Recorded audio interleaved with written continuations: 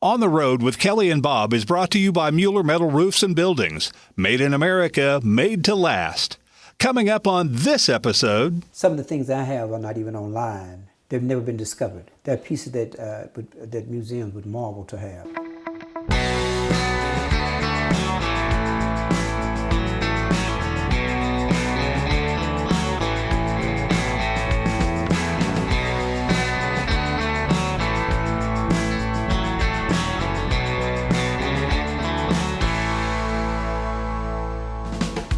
Hi, we're Kelly and Bob Phillips, and we're on the perpetual road trip of America's back roads, where the journey is always the destination.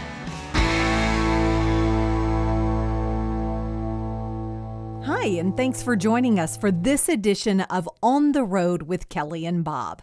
I'm Kelly Phillips. And I'm Bob Phillips. Kelly, you've seen that TV show called American Pickers, haven't you?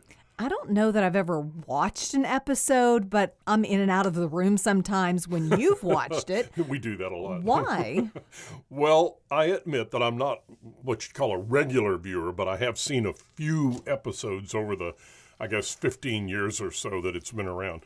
You know, it's about these guys who go all over the country combing through people's houses and barns and basements and attics looking for, treasures, antiques and old stuff that has value. Right. And now I know where you're going with this because we just met a picker in the little town of Austin, Louisiana, where we ran smack dab into the town's #1 citizen. I have lived in Austin for 35 years. I have been the mayor. I just completed my first term. I was reelected, so I'm starting my second term. Austin, Louisiana is a great place. It's small. It's just right off the interstate. We're like family here. 318 people in the community. We're really like family. Everybody knows everybody, looks out for everybody. We're just really a small community. There's not much in the way of business or industry here in Austin, mostly the necessities that keep this village going. But over there in that little building that some folks still call the old post office, decades after the new post office was built just down the street, we found Austin's own personal picker. I'm Stanley Ray Stevenson, Sr. I was born in Shreveport, Louisiana, and I grew up with my great-grandmother, Katie Bailey Dawson, in Blanchard, Louisiana. I attended high school there at Northwood High School, and we had chickens and cows and all that good stuff. So I grew up kind of like on the farm, out in the country. And where are we right now? What is this place and what goes on here? Well, we're in the grand little town, well, really the village of Austin, Louisiana. It's a quiet little village. I really like it. This is where my shop is housed, and I live next door in the old post office. Ray Stevenson's shop on the corner is where he keeps most of the stuff he finds when he combs through people's homes and businesses, just like those guys on that American Pickers TV show. But truth is, he has so much stuff in that shop on the corner that you can hardly walk through the ceiling-high stacks. And, well, some of it has made its way here inside his house, where we are currently standing in Ray's kitchen. No matter where you look, there are treasures staring back at you. You've got 2 buildings right now, Ray. Three. This is my shop, my home. Then I have a shop, a warehouse, and another building in Arkansas. All right, I'm looking around here. We're standing in your kitchen area. This is my kitchen area. And I'm looking around, and I see over here, I guess I would call them Mammy images. Yes.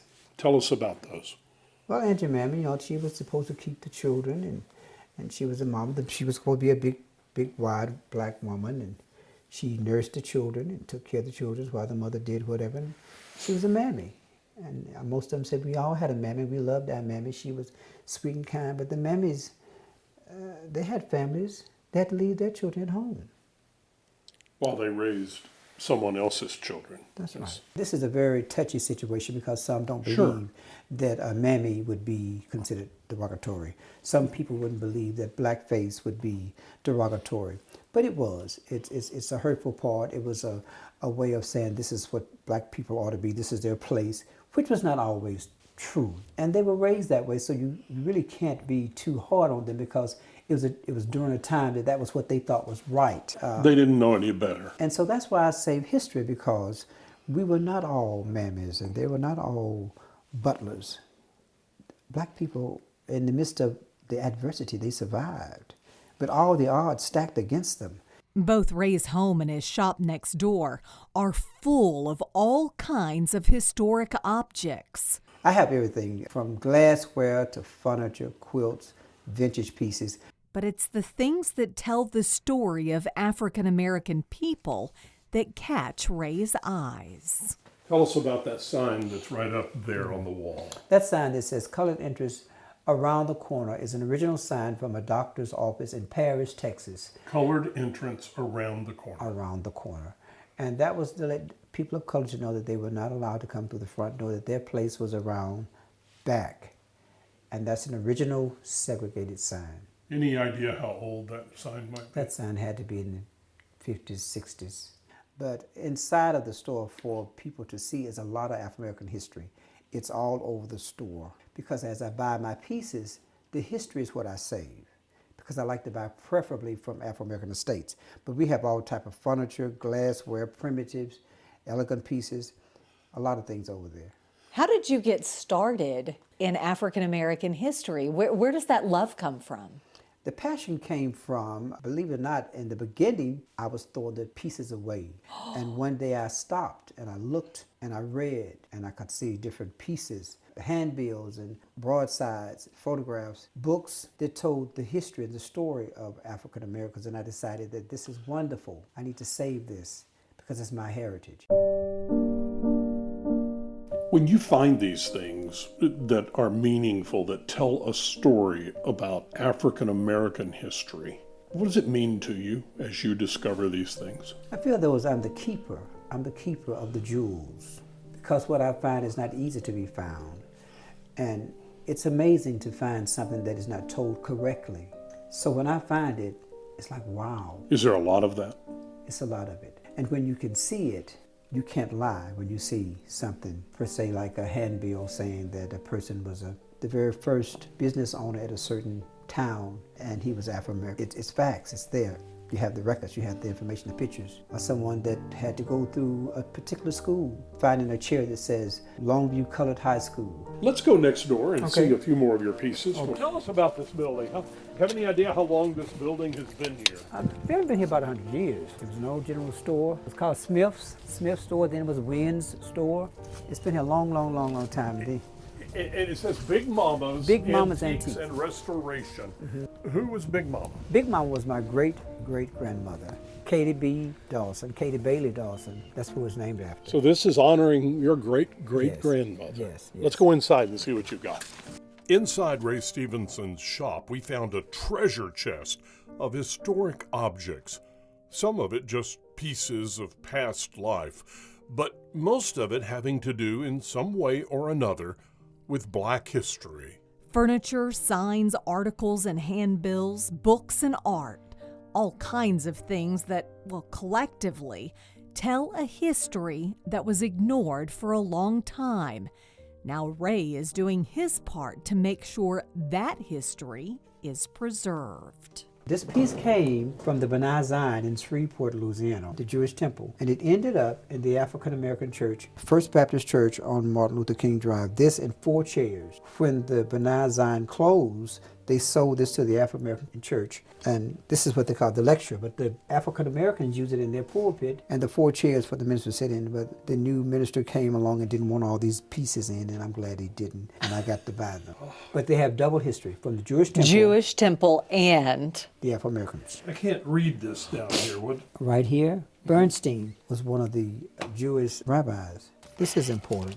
This was a guy, his name is Reverend A.T. Stewart. He was born in Helena, Arkansas. He was a great minister. There's a collection of his books back there.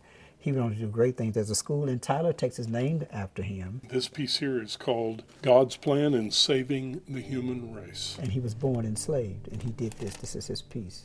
Having history, having it in your hand, you can't deny it. If you destroy it, it's gone. What is that feeling when you find something like this? I can't believe it sometimes. It's just amazing. And it's just like, dang, I can't believe I found that. And over the years since I've been collecting, I can find over and over some things on Mr. Bledsoe. Over and over some things on W.E. Du Bois. Over and over on things on Booker Washington. Over and over again I find things on Martin Luther King. It's just amazing to find, and it's kind of like a puzzle. But you're putting it all together. Yes, And telling that story. and tell that story.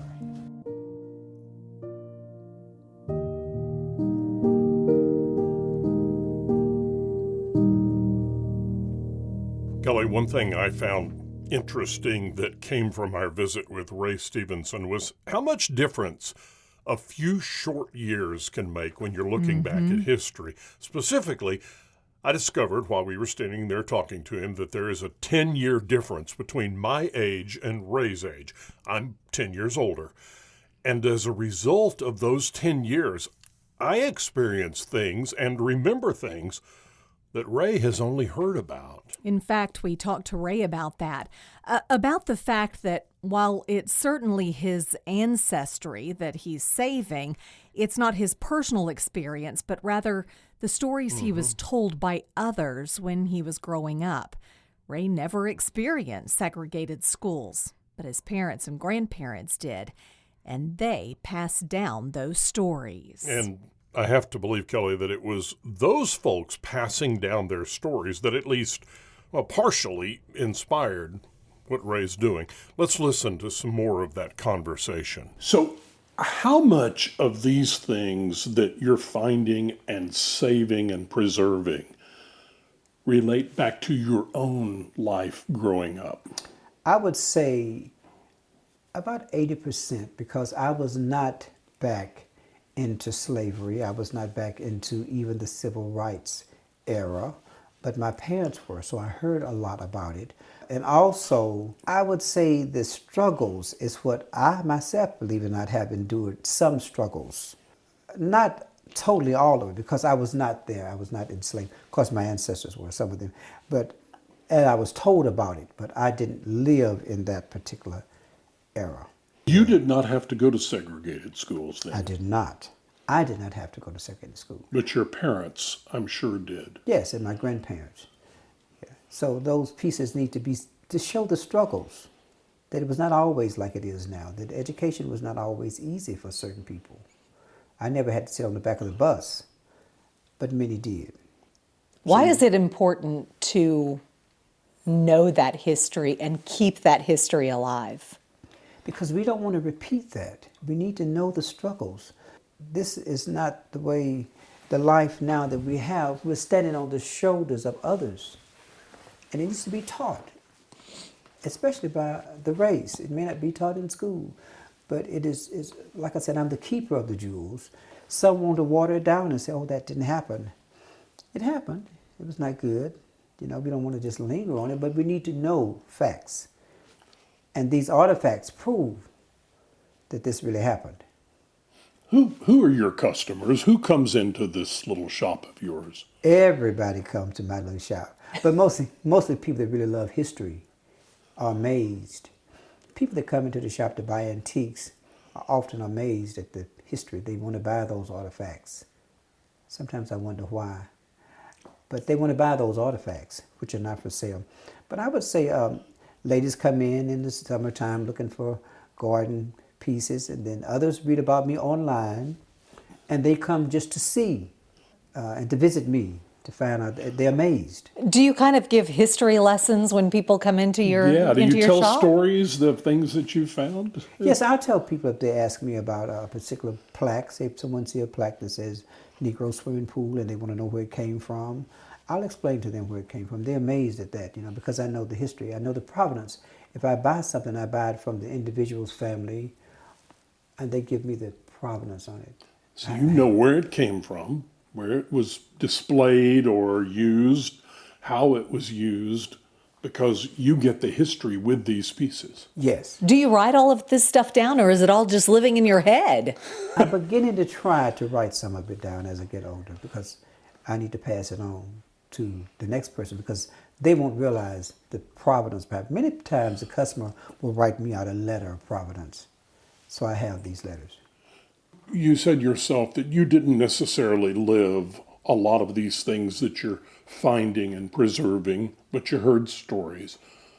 What are you finding with the younger people today? Are they interested in hearing about this history? I think more so than most think. I think because of what we have going on in our world today, people are beginning to want to know. And that's a good thing. You can ask a student now, you can ask them about a segregated picture or photograph. They know about it. I really want to save these pieces and leave a legacy for my children. But as I grow older now, I am letting some go to universities and to various places because they need to be where the world can see them. I can't take them with me. So at this stage in my life, I feel that there are some pieces that really needs to be in universities. But for the main part, my collection would be left to my children. Where would you like to see things that aren't left to your children? What would you like to see done with those pieces? I would like to see them donated to museums or to an institution. And there will be some things that I will place them where they need to be placed while I'm living. But there will be plenty for my children to agree with and come to some conclusion of what needs to be done. Some of the things I have are not even online. They've never been discovered. They're pieces that museums would marvel to have. How did you find those? They found me, to be honest. This is not an easy task. For the pieces that I have, Afro-American history, again, is not told correctly. So to get something from a teacher or from a minister that was born during the time of enslavement and civil rights, they didn't have all of these online things back then. So they did papers. They did broadsides, they did handbills, they did letters, they had photographs, they had books, they had stories, and those were left behind. So when you go to an individual's place, say an older minister that was a great person, started out, was born enslaved, and he spoke with Booker Washington and he spoke with W.D. Du Bois because they networked like that, then these pieces are in those collections. So to find those pieces, they tell a story. They tell the real story. They're right there. And some museums don't have that. They don't have those pieces because they don't get the opportunity, I would think, to go into some places I've been blessed to go. There are other collectors. There are many other collectors that are doing that. I'm connected with a group, and they do as well have a lot of pieces, and which is wonderful, but we all have different collections. I love the history part opposed to derogatory pieces, mammies, cookie jars. I like the history that tells a story. I collect some of those pieces too because they're educational as well. But we all collect differently. Some collect civil rights, some collect derogatory pieces, but I collect the historical pieces. And that's kind of hard to find. How does it make you feel when you have that, ooh, look at this? What does that make you feel like inside? It depends on what I find. I'm going to say, once I found, it was an early newspaper article, real old, from Georgia. So when I go to the very back, they had slave sales. This article showed that this whole family was being sold, and they had their names, and it was selling them with cattle, and it was really hurtful. On the other terms, I've found things per se like a segregation sign. I think, dang, I can't believe that I have this from a time. Then other times I find where maybe a minister opened this wonderful school up for people of color. It's amazing. So it different feelings, sometimes happy, sometimes sad. That's got to feel good to you. It does, and I'm just a keeper. I'm just a keeper of the jewels, and I'm allowed to find these pieces. And I don't do it alone. Now that many know that I do it, they'll call me because they have these pieces and they want them to be placed in the proper hands. And somebody, maybe an historian or a writer, were to go through all of these things, what kind of story would they be able to tell by your collection? It would be an amazing story. I mean, it would be one out of this world. I'm serious, because it's in so many different directions. I mean, I just thought about something when you said that. I couldn't imagine. I couldn't imagine the story. You've amassed a lot of stuff in 20 years. A lot of history. A lot of history. Are you still amazed by what you uncover? I am. In fact, today I'm going after this interview, and I'm excited because I'm going to go to Teachers Collection. And you never know. Sometimes I find something that's just out of this world. It's just amazing to me. Is there something out there that you've heard about but you haven't found yet? I haven't found a whole lot of Ku Klux Klan stuff. And believe Would it or you not, want that? I think I want that because that's part of the story. It's part of That's the a story. hard story, though. Yeah, Ray. it's kind of hard, but I need that for the story. Having history, having it in your hand, you can't deny it. So having a robe, it's kind of hard, but it's part of the story.